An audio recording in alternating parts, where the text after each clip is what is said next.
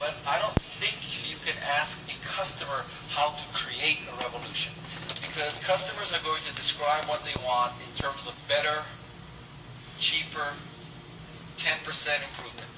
If you truly want to change the world, if you truly want to be a great entrepreneur, you cannot listen to customers, honestly. I mean, you know, the day that you hear that Apple's using focus groups to decide on its future products, that's the day to short Apple stock. I'll tell you right now. Customers cannot tell you what they need. Third thing is that quite to perhaps people's surprise, what I learned in the Macintosh division, working with those 100 or so other great people, was that we rose to the occasion. We did our best work in our careers because we were presented with the biggest challenge. And so rather than trying to break things down into bite-sized, small little things, I think you should give your employees and your co-founders magnificent challenges, just huge challenges, because that's truly why and how you get the best work out of people. If you ask an employee of Apple, why do they put up with some of, shall I say, the challenges of working at Apple? They will tell you that despite all the challenges, the reason why they work at Apple is because Apple enables you to do the best work of your career. And so if you provide your employees with this challenge, a big challenge, they will rise up and do the best work of their career. So big challenges is what you should present. Next thing I learned is that design counts. In a world where everybody's talking about price, lots of people care about design. Lots of people do. And this is something that's probably contrary to what most experts will tell you. Most experts will tell you there's a price point and people are price sensitive, and there's this curve of demand. And I think to a great degree Apple has disproved that. Design counts. There is an element of people, maybe it's only 10% of the people, but 10% of the people truly care about design. So you should care about design. Don't put out crap. I have tried to enchant people with great stuff, and I have tried to enchant people with crap, and let me tell you, it is a lot easier to enchant people with great stuff than crap. So, don't think of human interface and design as simply like a little layer on top of your great engineering algorithms. For what it is the product for most people. It's not the great algorithm. It's the skin of it. That's what counts. Design truly does count. Steve Jobs has proven that 5 times. Macintosh, iPhone, iPod, iPad. You could make the case that many other companies could have done what he did, starting with Xerox PARC. But let's face it, Steve understood, Steve had the vision, Steve had this ability to anticipate what customers need before they could articulate it. Design counts. Next thing I learned is that in your presentations, it's a very simple algorithm. Use big graphics and big font. It's probably contrary to most of your PowerPoint pitches. You're using 8, 10, or 12, right? And you're going to read your slide. And you're going to put up a competitive matrix, and there's going to be your column and your competitor's column. And guess what? Your column is going to be completely checked off, and your competitor's column is going to be full of holes. And that's going to be in an 8-point font, and no one can read it. Steve Jobs puts up slides that have one word. He has slides that, his minimum font size seems to be about 60 points. How many of you have slides with 60-point minimum font? Probably not many. Big graphics, big font. If you go look at the archives of Steve Jobs' keynotes. Big graphics, big font. 8-point font is out. Next thing I learned is that if you truly want to be an entrepreneur and innovator, you have to jump curves. You don't do things 10% better. You do things 10 times better. I'll give you some classic examples of curve jumping. First, we'll start with a historical one. There used to be an ice harvesting business. In the ice harvesting business in the 1900s, this meant that Bubba and Junior would go to a frozen lake or a frozen pond in the winter and cut blocks of ice. And in 1900, 9 million pounds of ice was harvested in the United States. 33 years later was the beginning of the ice factory curve. The ice factory curve now meant that you didn't have to be in the winter. You didn't have to live in a cold city. You could freeze water centrally any time of year, and then the ice man would deliver ice to your house. So imagine the advantage of going from ice harvester, cold city, cold time of year, to ice factory, any city, any time of year. Fast forward another 20 years, now we have the refrigerator curve. This is ice 3.0. Ice 3.0 meant that you had your personal ice factory. You didn't go to a centralized ice factory. Well, the centralized ice factory didn't deliver ice to you. You had your own ice factory. You had a PC, if you will, a personal chiller. And so if you look at this, the great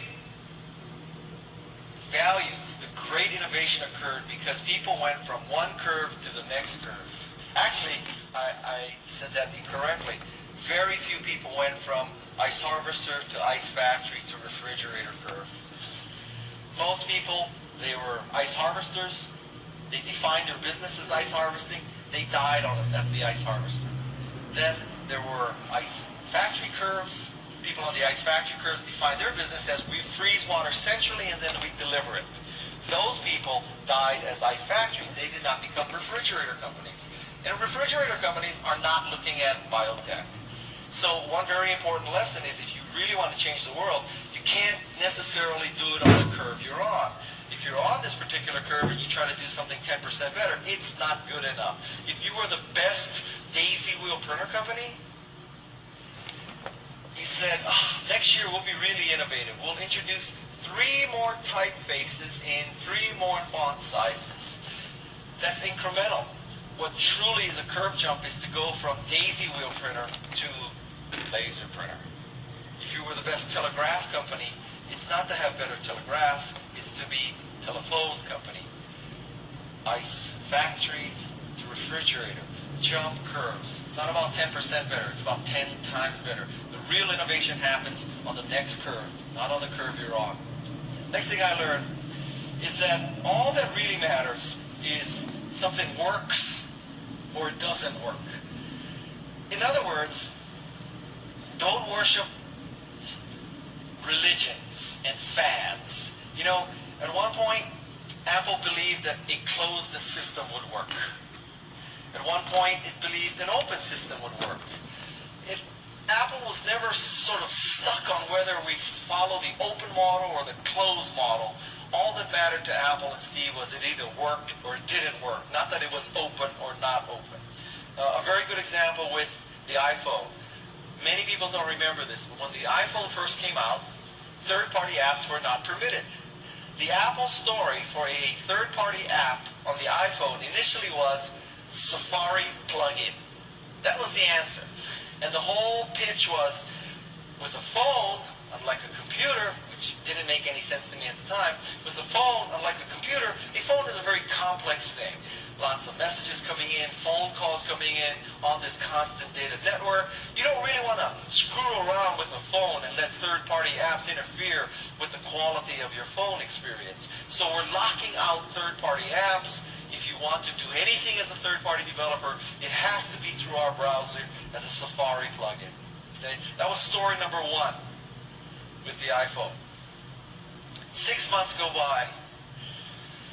Open up the iPhone, and they declare victory again. And they say, we're opening up the iPhone. We have had such demand and such interest in creating third-party apps. We realize that we need to do this for the benefit of our customers and the benefit of developers. It's now an open system. You can develop apps. It doesn't have to be a Safari, a plugin. Apple completely reversed itself. Where it's stuck on the religion of closeness, it would have stuck to closeness. Where it's stuck on the religion of openness, it would have, well, arguably it would have started with openness. The point here is that what Apple and Steve Jobs has proven is that what really matters is not whether it's open or closed, no matter what sort of industry jargon is being used. What truly matters is it works or it doesn't work. You know, is the iOS App Store an open or closed system? Well, you can make the case that it's an open system because anybody can write an app. You can make the case that it's a closed system because unless somebody at Apple approves your app, it's not going to go into the store. And if it doesn't go into the store, unless you have a jailbroken iPhone, you can't install it. Again, Work or doesn't work is all that truly matters. Next thing is, for a long, long time, people used to beat Steve up and Apple about price. Macintosh was too expensive. iPhone is too expensive. iPad is too expensive. You know, you can get a cheaper iPad from BlackBerry. You can get a cheaper iPad from HTC. You can get a cheaper iPad from HP, depending on whether HP has discontinued it or not that day. So, you know, I think what Steve has proven is that there are a class of person that cares about value, which is different than price. Arguably, a Macintosh is more expensive. But is it truly more expensive when you consider the increased productivity, the ease of use, the less support costs? So Apple is testimony that, you know, value is very different from price. If you compete on price as an entrepreneur, it's a very, very difficult thing. I want you to think of a 2x2 matrix, okay? And in this 2x2 matrix, of course, you want to be in the upper right-hand corner, because if anybody who worked for McKinsey or went to business school, you know in a 2x2 matrix, you're always in the upper right-hand corner, right? That's just where it is. So the parameters on this matrix are uniqueness vertically and value horizontally, okay? So in the upper right-hand corner, you are unique and valuable. That's where you want to be. Only you produce your product, and it is a very valuable product. The problem is many other people are in the other three corners. Let's discuss the other three corners. Let's say you're at the bottom right corner. In the bottom right corner, this means that you are in fact valuable, but not unique. In the valuable but not unique corner, you're going to have to compete on price. If you slap the same operating system on the same hardware, guess what? You compete on price. In the opposite corner, the upper left corner, in the upper left corner, you're unique but not valuable. In other words, you're just plain stupid. You have created a product that nobody cares about. Only you have created it, but nobody uses it because it is of zero value. The bottom left corner is where you're unique and not valuable. Excuse me, I said that wrong. The bottom right corner is where you're not valuable and you're not unique. So this would be a corner where you do something really stupid, and stupid people like me in the venture capital business has funded more competition to do the same stupid thing. Okay? That's the worst corner of all. You could make that case about, let's say, Pets.com. Hopefully you're old enough to remember Pets.com. So Pets.com, 10 or 15 years ago. The pitch was, we have patent-pending, curve-jumping, paradigm-shifting way to sell dog food online. The dog food business is fundamentally a supply chain management business. Dog food business. Let me explain it to you. On one side, we have a cow. On the other side, we have a dog. All we need to do is kill the cow, cut it into little pieces, put it in a can, get it to the dog. How hard could that be? So why was there a pet food store in the middle sucking up 25% of the margin? Revolutionary thought. Let's eliminate the pet food store in the middle, because nobody wants to drive to a pet food store, park at the pet food store, look at the pet food, pick up the pet food, and drive to their house, right? So let's eliminate that stupidity in the supply chain. That's our value. We make pet food much more convenient. The problem with that is that pet food is not so good online. For one thing, you may eliminate the pet food store, but then you have to add back shipping and handling. And then it's kind of inconvenient to buy pet food online because you have to be at home when UPS drops off the dead cows in the cans. So it's no more cheaper, and it's a pain in the ass because you have to be at home when the dead cows in the cans come to your house. So it's not that valuable. And then there was Pets.com, and so since there was Pets.com, the venture capitalists figured, well, we need our own Pets.com, so that's why there was iPets.com, ePets.com, LastMinutePets.com, DiscountPets.com. There's 16 ways to spend as much money for dog food online as at the pet food store, and have the added inconvenience of having to be home when the pet food came to your house. That's the .com corner. Not unique, not valuable. So the corner you want to be in is the upper right-hand corner. If you're an engineer, you have to create a unique product or service. If you're a marketer, you have to convince the world that it is unique and valuable. It's that simple. I'll give you some examples of products that are in that corner for me. I love to go to movies. I have 4 kids. We love to take our kids to the movies. One thing you'll learn taking kids to the movies, it is a pain in the ass to get 4 kids to the movies. So you really want to know before you go that you have tickets. We live in alleys.